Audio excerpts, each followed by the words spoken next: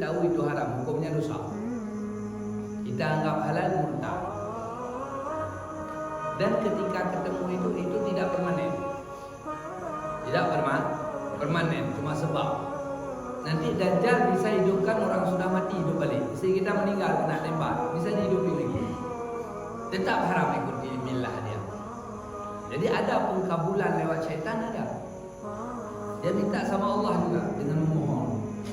Dikabulkan supaya dia punya pengikut. Jadi kalau kita etikat itu haram, kita datang maka dosa tetap. Kalau kita etikat itu halal,